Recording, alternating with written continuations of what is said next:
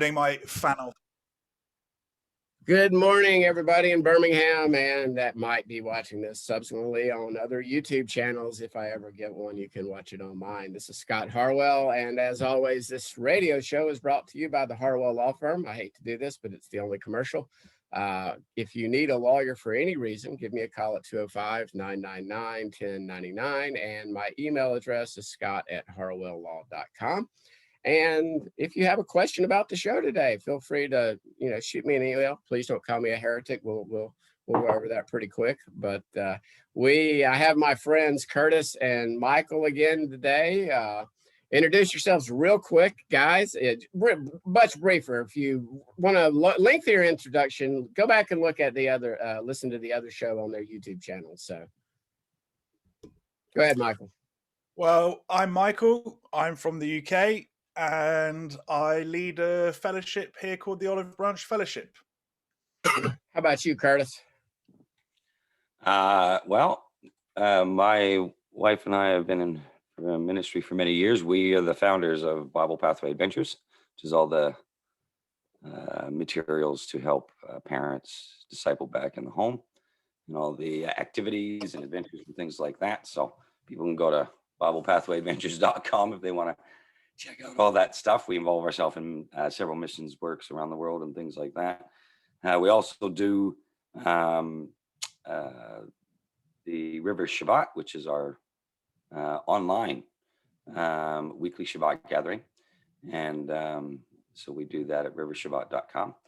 And then we also have what's called the Donkey Stables, which is the discipleship side of it, the men's discipleship and things like that, which you've been looking into and having a gander at, Scott. And I participated last night with Brad, I believe, and a group, a bunch of Canadians. I think I was the token. I was the token Southern dude. So Brad's in Maine. Yeah, he's he's a brother in arms. Yeah, well, he's from Maine, So yeah, they. I had to talk. Counts. Come on. I had to talk fast for them. I'll put it that way. So for a Southerner, I actually talk pretty fast. I was told that from my teaching this past week that I needed to slow down. I'm like, you guys trying to teach a bunch of people that are in the church that they're actually Israel in 55 minutes or less, and do it slowly.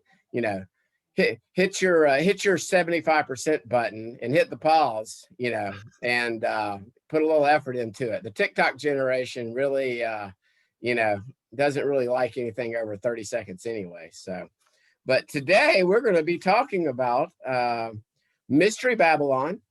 What is that? Obviously our Protestant branch brothers and sisters, the followers of Jesus, Yeshua, believe that a lot of them believe that's just the Roman Catholic Church. A lot of people would say that Mystery Babylon, even in the Hebrew roots movement, which I don't identify with, or in the Messianic movement, those of us who do believe that all of Genesis through Revelation applies, would sometimes throw just Judaism under the bus. And so we're going to be talking about Babylon in all of its evil and how it's infected the entire world, and both its tentacles and how they've reached into Christianity, and what even a lot of Christians believe are orthodoxy, because it goes back 1,700 years doesn't mean that it's biblical truth. And I was telling the guys beforehand, I like to say, although there's a saying, all roads lead to Rome, when it comes to leaven or sin or false doctrine or man-made traditions, they actually all lead back to Babylon. And we see that John is inspired by the Holy Spirit to refer to this false system of religion as Mystery Babylon. And I believe he is going back to the very root, which is the Tower of Babel and Nimrod and Babylon, and how it's infected how believers in the God of Abraham, Isaac, and Jacob, and how we view his word over these past 3,500 years or longer, and especially since Yeshua came, died on the cross, ascended, and returned to his place for 2 days. I mean, he's coming back pretty soon. Different topic, different day. But what are you guys' thoughts? And I'll shut up for a little bit. Well, I think what's one of the most interesting things, especially for the Christian brothers, is to make them realize that Mystery Babylon, you can find Mystery Babylon in Proverbs, but under a different pseudonym. And she'll be called either the Strange Woman or the Harlot. And all these ideas, something that is foreign. And I encourage your viewers, Scott, to have a look at Proverbs 7 and to parallel it with the description of Mystery Babylon in Revelation 18. I mean, we see in Proverbs 7 that this strange woman, she's dressed like a whore or like a harlot, which we know Mystery Babylon is. This strange woman she's paid her peace offerings and ticking the religious boxes, the box ticking, as it were, the outward appearance of religious show. We see that she has colored bed linens of Egypt. And we see Mystery Babylon dressed in a purple robe, these colorful things, which is a stark contrast to the white linen of the saints that's mentioned in Revelation.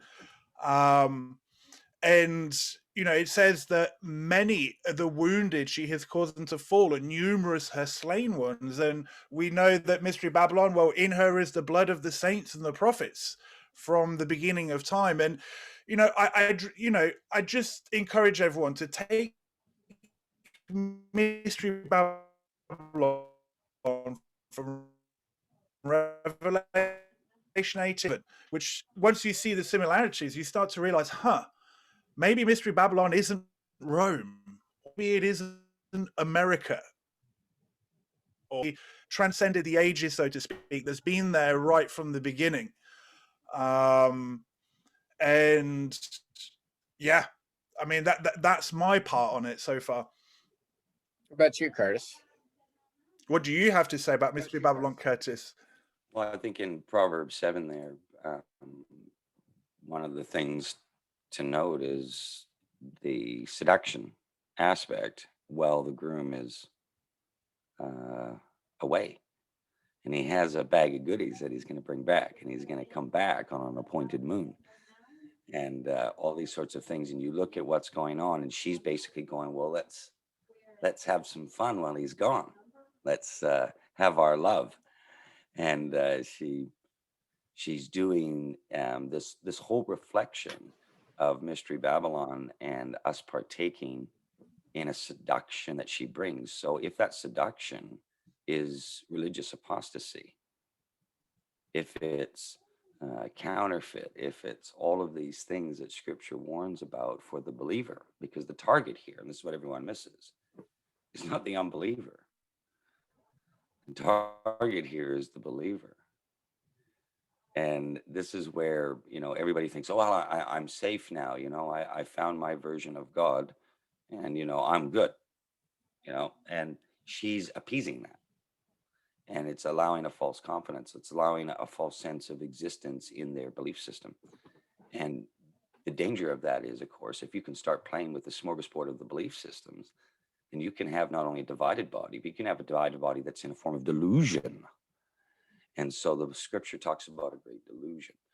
And so this, the target of Proverbs 7 is that she sits on every corner waiting to see who she can, devour, if you will, or seduce, is the analogy in Proverbs 7. And we don't think of ourselves that way because it's always, I talk about themitis.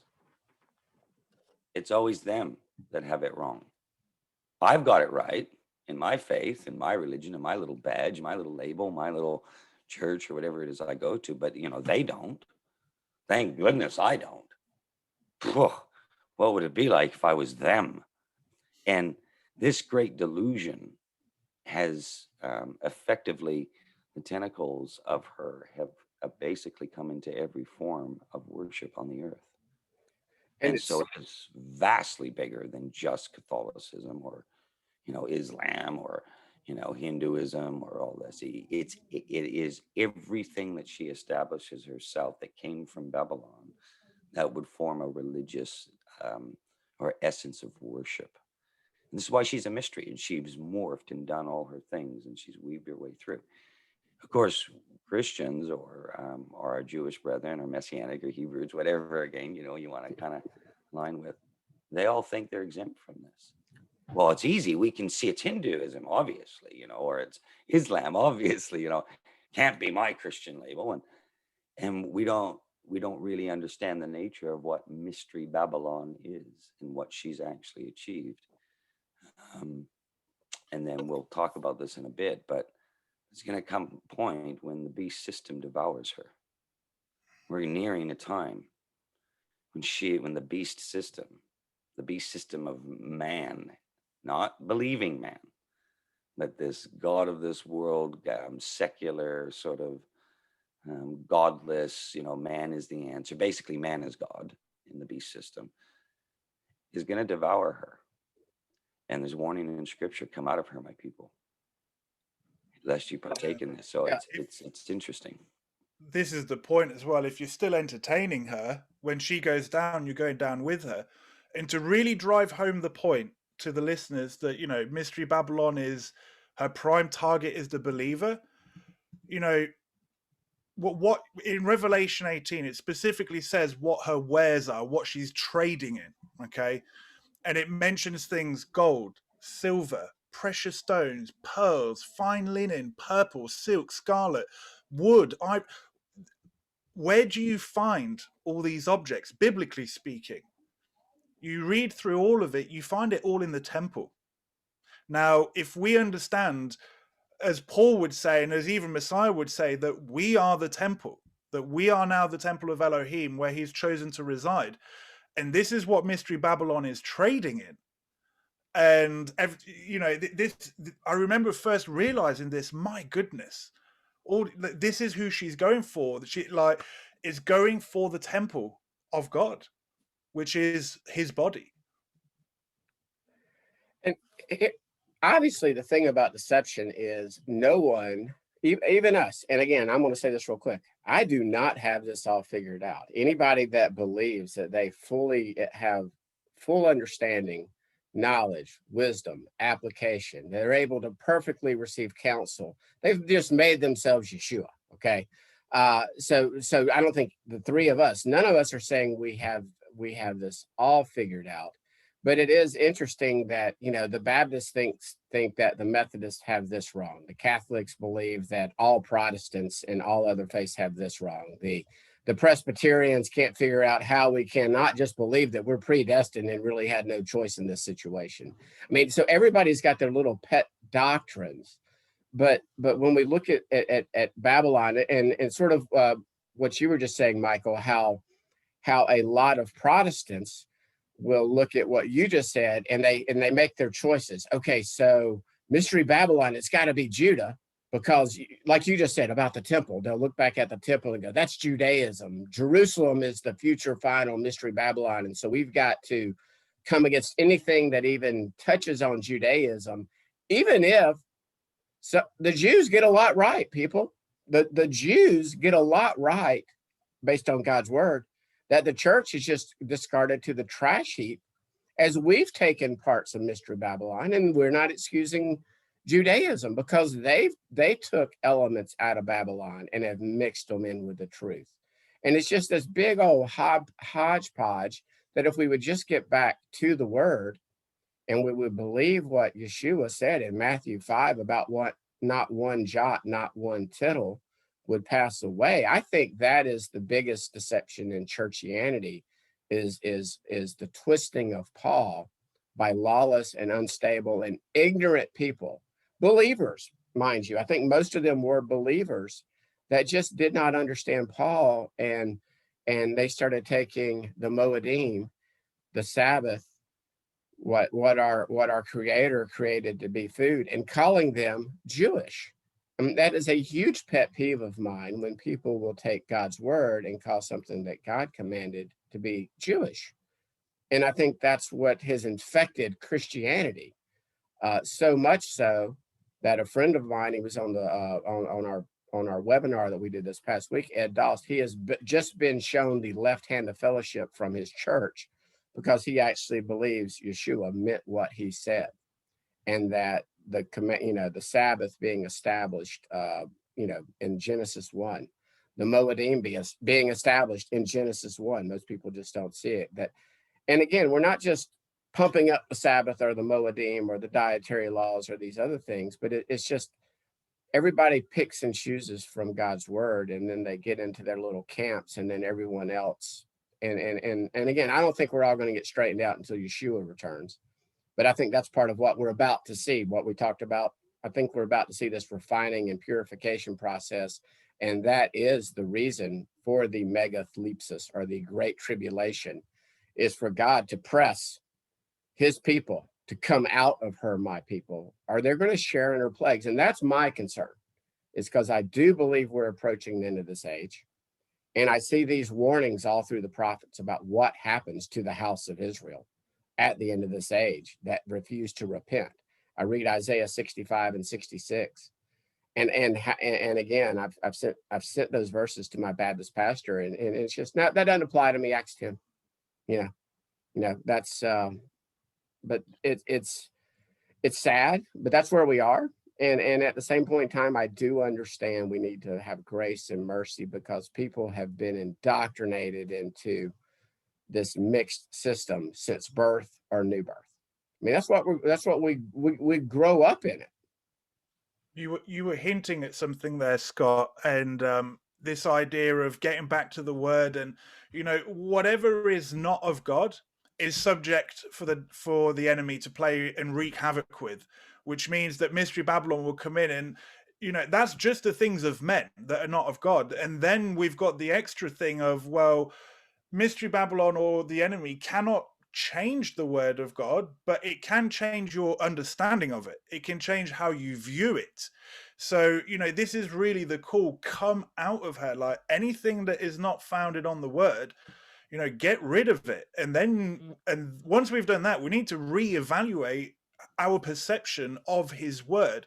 Are we viewing it the way he intended us to view it? Because if we're not, I would argue that Mystery Babylon has got in there somehow. And I can only speak, from my own personal testimony on this, thinking we've all had that moment where we think, oh, I've got this down. And then, the father, usually around the Feast of Unleavened Bread or leading up to another Moedim, goes, by the way, you may want to look here. And you start to realize, I've still been entertaining a little bit. And that it's the subtlety. It's so subtle. And Curtis and I use the analogy that Mystery Babylon has many dresses, she's got many faces, and whatever your pet little thing is, whatever you're into, she's got something for that. So it doesn't matter whether you're Christian, Messianic, Judeo, she's got something that will appease to you. And usually it when you trace it right back, it will go to lust of the flesh, lust of the eyes, pride of life. That's how you spot it. And I see, just again, being new to seeing this, and seeing in the Messianics movement, or the Hebrew roots movement, the single focus believer, they'll get off on the sacred name, or they'll go crazy about the calendar, or they'll go crazy about the temple, and they'll become experts in that area. And then it's like they totally lose focus of Yeshua. And then the next thing you know, you have what I like to call, it's the same canyon to the lake of fire. That I just in Facebook today, I skimmed it. I saw probably 4, 5, 6 posts on some of these Hebrew roots. And I can understand why people in the church, if they even look at this, they're going, oh my gosh, these people are apostate. And they are, a lot of them have hit that ditch, that it's like they see some truth to God's word, and then they immediately throw Yeshua under the bus and start running over him, and they hit the same Gnostic ditch. And I lump all these together: Gnosticism, Orthodox Judaism, Islam, Jehovah's Witnesses, Mormons, all have the same fundamental error, which, again, I'm not the judge. but they all deny that Yeshua is the Word, and the Word was God, and the Word is God. It's like they get all this knowledge, and the next thing you know, they're going, well, there's no way Elohim, God, would ever lower himself to become flesh. And you know, it's like they ignore Daniel 7. It's like they ignore the passages in Isaiah, and it's like they come under this Judaic Gnostic influence, and they get blinded to the truth. So I mean, there's like we're talking about, there are pitfalls there are stumbling blocks everywhere to both houses.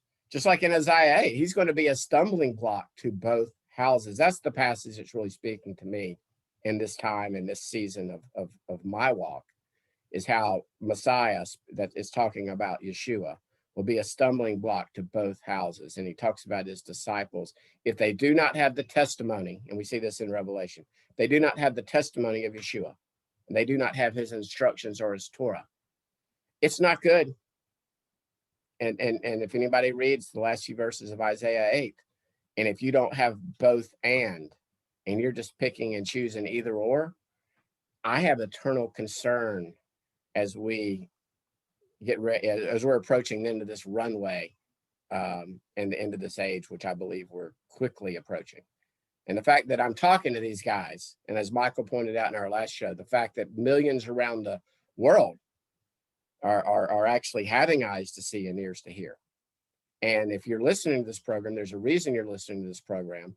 And none of us are teaching anything other than we are saved solely by grace as a result of our faith. Same faith Abraham was saved by. But if you go back and read Genesis 26:5, you'll see what Abraham's faith was based upon. And it was based upon God's Torah, his word, his statutes, and nothing changed. Just if in the little discipleship group last night, Brad brought up Romans 4, 5, 6, 7, 8. I went back and read it last night. And Paul has been so twisted and maligned. It's like, what part about Paul saying the law is good? The law is holy. The law actually defines sin. Shall we sin so grace may abound? No. I mean, guys, we have twisted Paul to support licentiousness. And we need to return to the faith, as Jude points out, that was once handed down to the saints. And these saints did not obey God's law, his Torah, his word, because they were Jewish. They obeyed his God, his word, his law, his Torah, his instructions, and had the testimony of Yeshua, because Yeshua was the walking, breathing, living, eating Torah. Curtis? Yeah. You know, when I started the fellowship and ran a fellowship in New Zealand for many years, and I saw many Christians come out of, you know, whatever Christian movement or denomination they were in, and watched them all have to process a lot of the stuff what you're talking about, and then receive from others who wouldn't process it. And you know, in River Shabbat, I always give the analogy based on Daniel in chapter 12. You know, his vision of Yeshua essentially hovering above the river, and you have two standing on each riverbank. And these riverbanks, although they both have truth, my Jewish brethren hold a lot of truth. We're indebted to them in a lot of ways in some of the things they preserve, so that we're able to understand that these things still have meaning, even if they don't understand that meaning. The fulfillment of that meaning is in Messiah and Yeshua. On the other hand, the Christians also hold many truths, and they understand the blood that bought them, but they've left the foundation of their faith. They're no longer standing on Yeshua because they've reinvented, you know, Jesus as such in under their denomination. They don't even know that. And so you get this situation where both sides are twisting Paul's words. They have this in common. And it doesn't matter whether you're twisting it as Paul experienced 2,000 years ago by the Jewish Sanhedrin, or whether it's 2,000 years later at the end of the age. Now the Christians are twisting Paul's words. Essentially, neither side now understands, and they both, in a lot of ways, don't understand that the Paul that is spoken about from both sides. I honestly believe if the Apostle Paul was here, he'd be like, "What are you talking about?" what do you mean? You don't have a foundation to your faith? And he'd be saying this to the Christians. They'd be shocked to hear this. Well, hey, So- on that real quick, Curtis, that's another thing I've seen in some of these people that have seen the truth. There's like these anti-Paul missionaries, sort of like you've got the over in Israel and in the Orthodox Judaism, they've got anti-missionaries. And to a certain extent, guys, I cannot blame them with the Messiah that a lot of Christianity is presenting to them. Now that I understand this and see this, I am anti the Jesus that we're teaching. He basically, not anti-Jesus, everybody hear me, but anti the way the church has presented to Judah, the law abolishing Jesus, that somehow he's the word, but he's abolishing his word. But they're anti-Paul. And what it is, they're taking the Christian interpretation of Paul and then throwing Paul out with the bathwater. And then the next thing you know, they're denying Yeshua, or they believe in Yeshua, but they're denying that he is I am. They're denying. And again, I cannot understand this distinction between the Father and the Son. And if you tell me you fully understand it, you're lying to me, because there's no way our finite human minds can fully understand this. I just believe it. I have faith it's true. And I think it's that simple childlike faith that once we start getting into this knowledge base, this Gnostic type thing, they're trying to figure everything out versus just, it is written. Who cares why you're not supposed to eat sewer rat? Just don't eat sewer rat. It is written, So, anyway, Curtis, the anti-Paul stuff is really irritating to me in the messianic movement, the Hebrew roots crazies that have hit that ditch. I love how scripture gives us pictures. So let's bring what we've been talking about back to like the picture. We are called to be the bride of Messiah. And so we're supposedly the bride, and there's a groom. And Mystery Babylon, who's a female prostitute, is trying to lure us away. And what you're witnessing is, well, on the Judeo sort of messianic side, she's luring the bride away from the groom and getting those people to focus on the terms of marriage, on the covenant. So they get so caught up on the written words that they've forgotten the groom who wrote them. But then on the Christian side, and that, they've taken away the marriage covenant, and Scott, I can assure you that you and your wife have some marriage rules. They may not be written, but you don't break these things, right? Infidelity, and we can all understand these things. And unfortunately, this is what Mystery Babylon has done on the Christian side. So ironically, both are missing the word, whether it be the living word or the written word, depending what side you're on.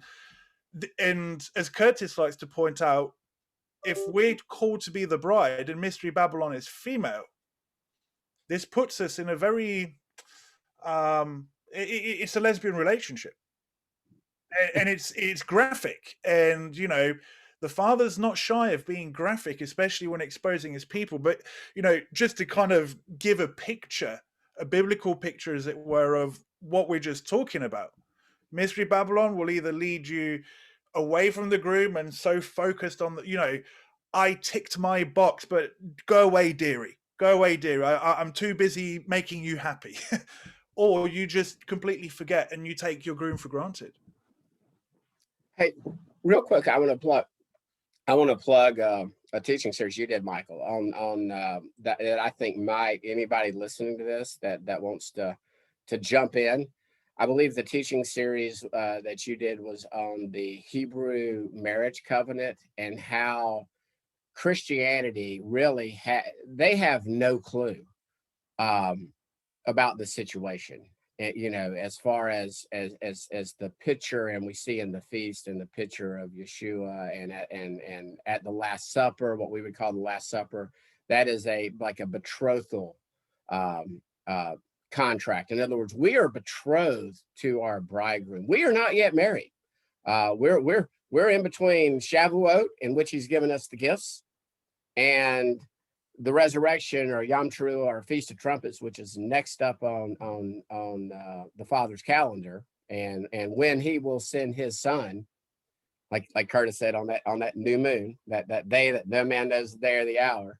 That just freaks out my Baptist brothers when I tell them that, because they've heard no man knows the day or hour their whole life. It's like, no, guys, God laid all this out. The Son fulfilled everything to the day and to the hour in his Moedim, in his first coming. Why do we think that it's not going to happen the exact same way in his second coming, in a literal span of 22, 23 days? Is it 7 or is it 8? Yes. Talking about Sukkot, the last great day. Different topic, but Curtis, what are your thoughts? Well, I think the whole understanding, I say to people, if you don't know who you are scripturally, and if you don't know that this is a marriage covenant, you actually won't understand scripture.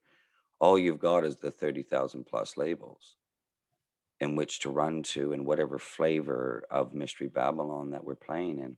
Thing is that people find this offensive to think, well, because again, I can't stress this enough. It's always themitis. It's always everyone else that's deceived. And I say to people, have you learned anything, had any truth, any revelation along your journey when you knew and understood and believed in a creator? And they go, well, yes, of course. And I said, so now you're going to argue and be divisive because you finally arrived at all understanding, all truth, all knowledge. And they look at you kind of blank. And I said, listen, I want to remind you of something in the great prophecies to Daniel, where he was speaking future tense, and the angel is speaking to him, the messenger speaking to the great prophet Daniel, and he's making points for which Daniel is going to understand. Daniel is being spoken to first person, and the instructions are being given to him. Yet this is thousands of years ago, and Daniel was going to die. If you don't understand the Moedim, you won't even know how to reconcile that riddle. What am I actually seeing? Well, there's a statement there, which is an actual fulfillment of the first of the Moedim, or appointed times. You don't even know what you're reading there, because it would be impossible for this scripture to exist unless you understood the appointed times. And so there's riddles here that the Christians miss, but our Jewish brethren will miss it too, because they do not accept Messiah. I don't. Yeah, they don't have the testimony of Yeshua. They're both in Isaiah 8. This is not just 3 times in Revelation. No. Which we obviously Christians read. It's everywhere, but it's Judah still stumbling over the testimony of Yeshua, and Christianity is still stumbling over the testimony of the Word, which Yeshua was. We want to separate him out and act like it's sad. Christianity is a new religion, guys. It's got a lot of truth, and again, I am thankful I'm not the judge, and that our Father is merciful and gracious and kind, and we are not going to be judged on having perfect knowledge or understanding or interpretation. And I've talked to these guys off camera, and we are not trying to drive the bus over my fellow brothers and sisters in the church who have the fruit of the Spirit, who are taking care of the poor and the widow. You're doing 95% of the Torah anyway. I'm just encouraging you to be those former blood drinking, worshiping God in the temples, strangling their animals, former pagans, formerly of the nations. Just read Acts 15:21 and take James's advice. And you don't have to go to a synagogue, but start studying Moses. Return to the foundations of the Word, because everything that we are revealed in the prophets and the writings and the gospels and the epistles and Revelation all have their foundation in the first 5 books of the Bible. And Christians just like to pick and choose. Paul never, ever prohibits cross-dressing. I like to use that as a shock value for people. There is no prohibition against bestiality in the New Testament. Neither Yeshua nor Paul ever says you can't have sex with animals. Guess where those rules, instructions for life are found? Men wear men's clothes, women wears women's clothes. It's an abomination, and that's where Christianity just ripped that out and the enemy came in Babylon came in and said, we're going to call that Jewish, and we're going to call the feast Jewish, and we're going to start calling Moses Jewish, and we're going to call Abraham Jewish. Moses wasn't Jewish. He was an Israelite. He was from the tribe of Levi, as we say down here in Alabama, but he wasn't Jewish. And again, I cough when people, like a teacher now, when a teacher says something is Jewish, if I'm in the audience, they get a cough. And it's very obvious after about the third or fourth cough that this guy's coughing because he really doesn't have a cough right now. But I that's what I've done. Or sometimes after they get on to me, I'll go, quit doing it. I'll go, you did it 3 times in your teaching today. You called things Jewish, which are biblical. You're reinforcing, you're trying to teach the church, people in the church, to that God's word is eternal and does apply to them. But you're calling things Jewish. You're reinforcing the Constantinian, Marcion, old God versus the new good God, Jesus. And that's what's been blended into our faith, which again, we need to come out of her, my people. Or if we don't, we're going to share in those plagues that we see in Revelation. And I think they're just recapitulating the plagues that we see in Numbers when his people got a little grumbly and his people started rebelling and his people, those 10 spies, guys, what happened to them? Y'all know. They died. Only Caleb and Judah were able to enter the promised land. I believe that's a picture and a type of what we're going to see at the end of this age as God is calling his people, his bride, to clean up their garments. And part of cleaning up our garments is to get rid of, like Michael, you pointed out, get rid of your purple vestments, get rid of, all this, false religion that's infected us. So anyway, I'm talking too much. You guys are much more knowledgeable than me. I like listening to y'all because y'all make me feel stupid, and that's good for me. It's very good for me. I like listening to Halisa Elwine teaching because her knowledge is so much vast than mine, and I need to feel dumb every once in a while. So, because I'll get a little puffed up sometimes. I think our knowledge is sometimes our knowledge, that is. Yeah, but I'm saying it's good for me to learn something. I like to learn things from others, and there's no way we can have all knowledge. No way. We're all ignorant on about 99.99% of what goes on in this world because we can't know everything. Only God does. So,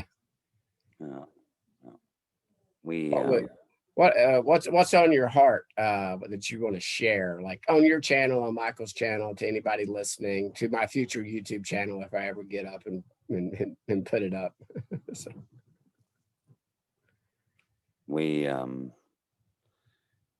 We just face an interesting challenge right now. We are trying to sell a Greek, Gnostic, blue-eyed, long-haired hippie Jesus to the Middle East and to the Jewish brethren, to Islam, and we think it's strange if they don't accept that because Christians just don't understand foundations of their faith. Islam also shares, in fact, that they can't conceive. Well, how can God have a son? How can he come down in the flesh? He wouldn't lower himself to that. This is shared in common with the religion of Islam, who's the new kid on the block, really. Islam's actually the youngest of them all. But if you understand Mystery Babylon, if you just step back for a second and get out of all the division, all the labels, and the 30,000 plus denominations, and everybody thinking they've got it, and all the different various religions, and we participate, it all leads to divide and conquer. This is what the adversary is trying to do through Mystery Babylon.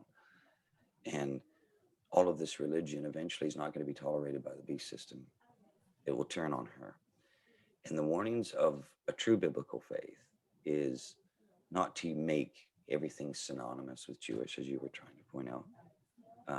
We don't have a right to do that. There's a whole house of Israel. Judah is our brethren, is a very big part of that. The prophecies are far bigger than just one aspect of the family. And we should love and respect each other. And so this division I've seen in Christianity, Islam, Judaism, all this kind of thing, has come about through the various aspects of Mystery Babylon and their inability to comprehend a creator outside of their religious label. Daniel speaks of something very serious that's going to happen towards the end of the age. And in Daniel 12:3-4, he says this, and they that will be wise shall shine as the brightness of the firmament. They'll turn many to righteousness. Now, righteousness is actually defined in the Torah. And I encourage the Christian listeners, go and understand Daniel in a very serious way. This is speaking about the end of the age. It says it will turn many to righteousness as the stars forever and ever. But you, O Daniel, shut up the words. So there's a first person instruction here and an action. Seal the book until the time of the end, or the end of the ages. Many shall run to and fro, and knowledge shall be increased. The knowledge of righteousness, not knowledge in general. Often the Christian eschatology gets, oh, it'd just be about we get computers or something. But the actual antecedent here is, well, the knowledge that's being referred to that will be increased is the knowledge of righteousness. Well, that's actually established in the foundation of our faith, the Torah, what we call the Torah. It doesn't make you, me, Mike, or anyone else Jewish, because we're standing on the foundation of the faith delivered to the saints once and for all. Scott, I encourage the listeners, and I have to remind my Christian brethren all the time, what you're reading is a testament of the fulfillment of the great promises of what their word was. We call it the Old Testament, but we added that in there. They didn't have a New Testament. When they talk about that all of the word is good for correction, reproof, and instruction and righteousness, when they're talking about all these things, it wasn't because they were running around with their latest King James New Testament or something. They didn't have it. What they had is what we've thrown away. The scriptures, Every Timothy, reference to it. the scriptures Timothy learned as a child. Those scriptures Hebrew education are good for rebuke, edification, instruction. And we have literally, and again, I think that is the heretic Marcion, who was actually condemned as a heretic, and Doug Hamp's teaching on this. If y'all have never listened to it, it might inspire you guys to do a teaching lesson. But how Marcion and Irenaeus and some of the 2nd century early church fathers, I'm air quoting that, everybody, because I don't like to use that term, but they brought in this, they did get the truth about Yeshua, but this anti-Judah sentiment, which really was anti-biblical sentiment, anything that was considered Jewish, the Sabbath, the Torah, infected Christianity. The enemy used it, and here we are 1900 years later.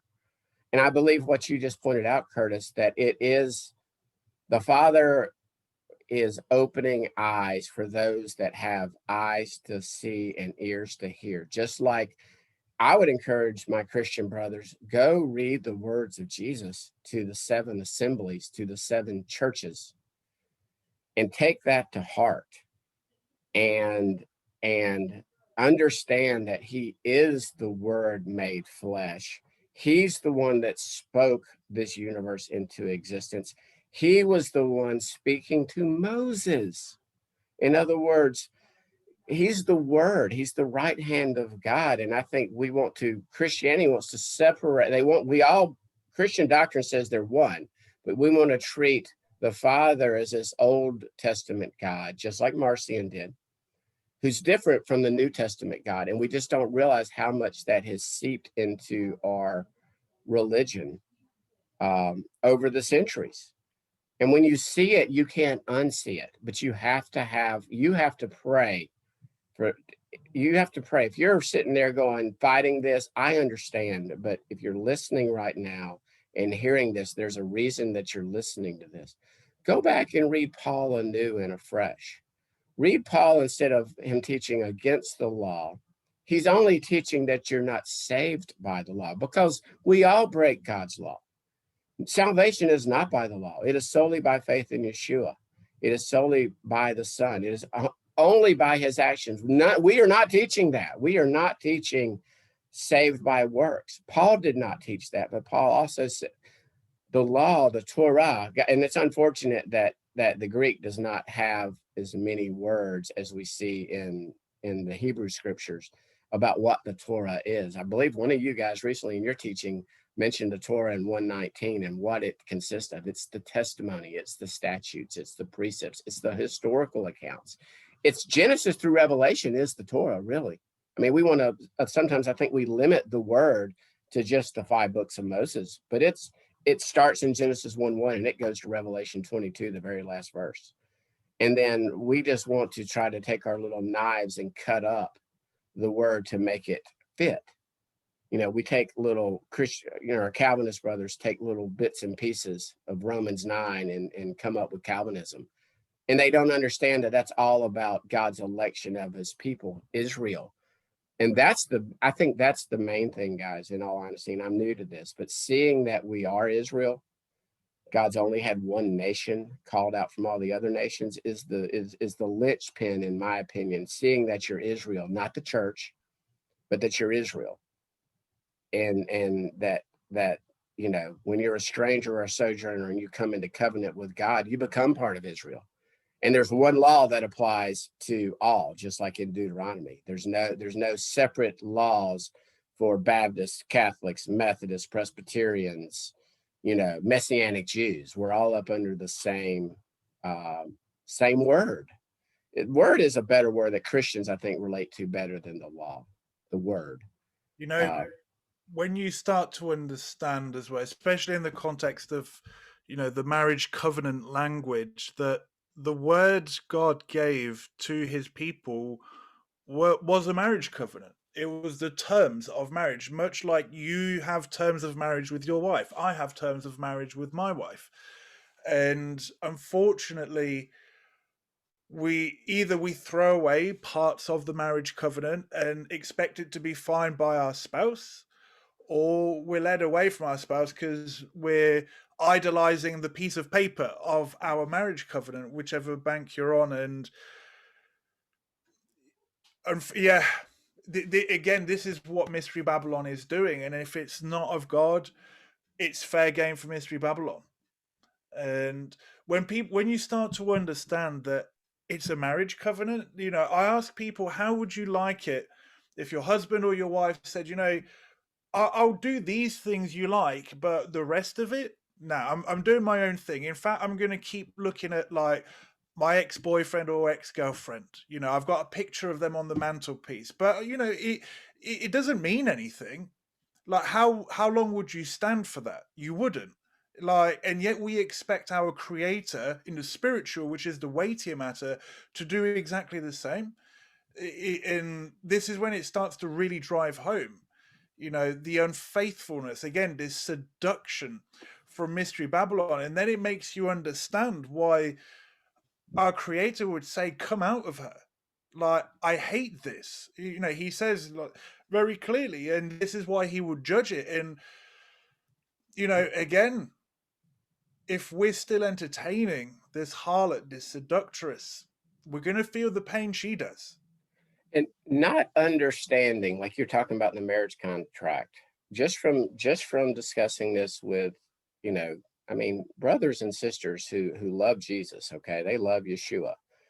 They don't understand, because they're taught from day one that the marriage contract, the covenant, is not really, it's not the same as the Torah, his instructions for living a holy, set apart, righteous life.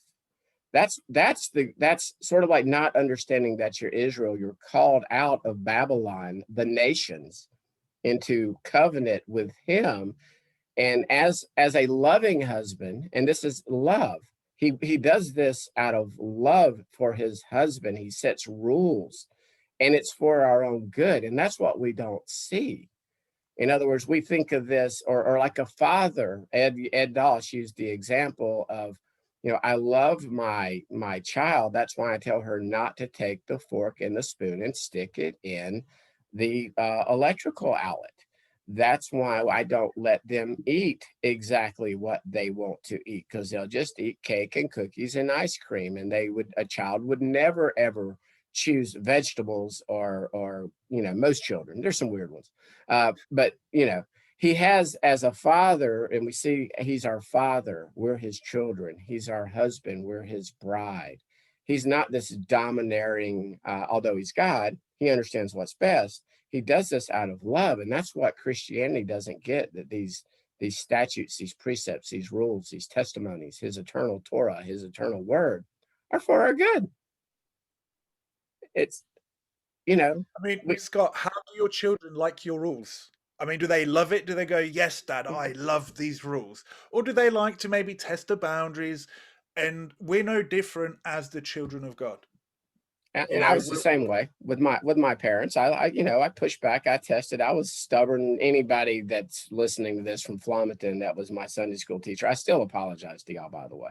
So I mean, or any teacher of mine I've ever had, even my law professors, I apologize. I was a very stubborn, rebellious child. But yes, that's human nature, which again, part of Babylon is God wants to press that human nature so we become more like Yeshua. That pressing, I think we talked about it yesterday off camera, versus the pressing versus the crushing. And that's part of this tribulation, this affliction that I believe the Father's going to put his children and his bride through, so he can get out the pure olive oil. And we're going to need that olive oil, that the spirit, the pure spirit, as we clean, as all of us are going to be cleaning up our garments. And my concern, again, and I hope anybody can hear this, is what is about to befall this world. It's going to get ugly. And I am so concerned for our dispensational brothers and sisters that they have as much hope in the blessed hope of the pre-trib rapture as they do the gospel. And they have elevated that doctrine, and when it does not happen, I believe many of them are going to believe that God lied to them, as opposed to they've been deceived by false teachers. And not even, when I say false teachers, I don't mean intentional.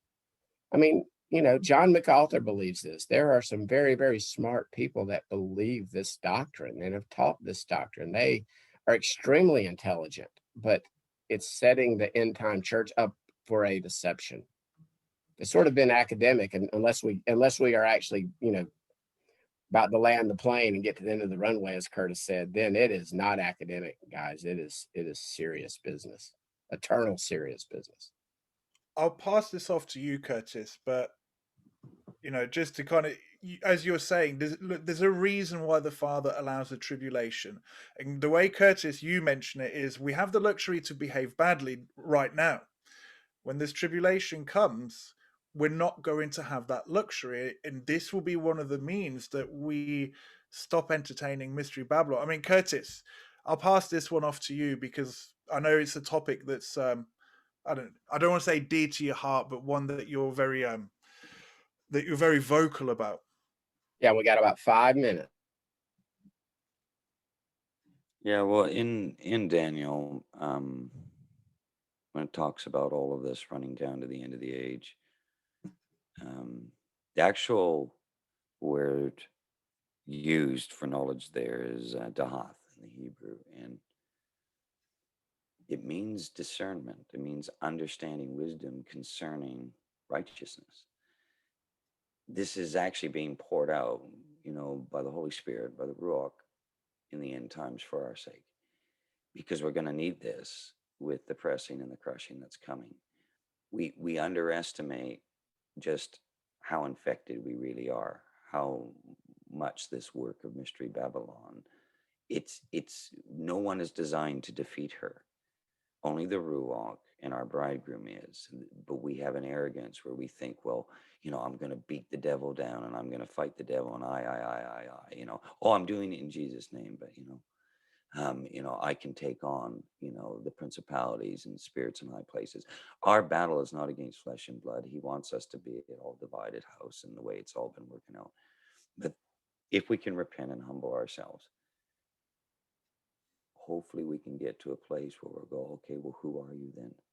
I'm going to stop using my vain imaginations, religious labels, education, all the fancy words we use to make ourselves sound intelligent in academia, all of these kinds of stuff, and get serious and go, actually, who are you as you would define it? And we're not interested because of all the leaven and the noise and our arrogance, and everything that's in our head. And this knowledge is going to be necessary during some of the most crushing moments that really is required of us. We don't know how bad the state that we're actually in is. And until we face the crushing that brings us to our repentance, we won't really understand in many cases that this knowledge that's going to be poured out of righteousness may take something we've called the Great Tribulation in order for us to really go, okay, who are you? And it's happening around the world. This podcast, this interview is actually the fulfillment of Daniel 12. We don't understand, but all of us have been on this journey out of Mystery Babylon. And it's not about attacking people for where they've been or even what they currently believe. It's about encouraging the brethren in spirit and truth and love. Repent. We're actually running out of time, and we're about to stand in front of Messiah. This is not a game. It's not intellectual pursuit, Gnosticism, or our little arguments. And my prayer is that we can hope to help people on this journey, not persecute them for having to have it. We need to have the heart of Yeshua right now that says, okay, come on, kids, you can do this. Yeah, and in closing, Michael did a recent teaching on the ministerial gift of prophecy, and how the ministerial gifts, you don't just necessarily get one, but you might be more inclined toward one. And a true prophet of God, everybody, they didn't want their job. They were called. They had a calling. They had an unction to them. And their main message was repent. It's not about predicting the future. The future's been predicted in the word. And so I would encourage anybody that's made it this far in this message, to, again, you've probably heard things which you might even think were heretics, but the true prophets of God were calling people back to repentance, to God's word, because Israel had disobeyed his covenant, because Israel had disobeyed his Sabbaths, because Israel had not taken care of the poor and the widow. And it's all there. And this is not a pleasant message to deliver, but when God's put it on your heart to deliver it, even if the people won't listen, I like to say Ezekiel 2, he is told, deliver this message. They're a stubborn house. Well, the house of Israel is still a stubborn house. They're not going to listen to you. Deliver the message anyway. And deliver the message. And keep delivering the message. And when it comes to pass, they'll know a prophet has been in their midst. And when this comes to pass, and I'm not dogmatic, I'm not a date setter, but when this comes to pass, ladies and gentlemen, probably in the very near future, I hope you remember this and you get into your word before then, and you already start repenting. But it's been a pleasure hosting my friends Michael and Curtis again. And we're going to end the broadcast, and we will see you next week. Thank you, everybody. Bye-bye. Thank you, Scott.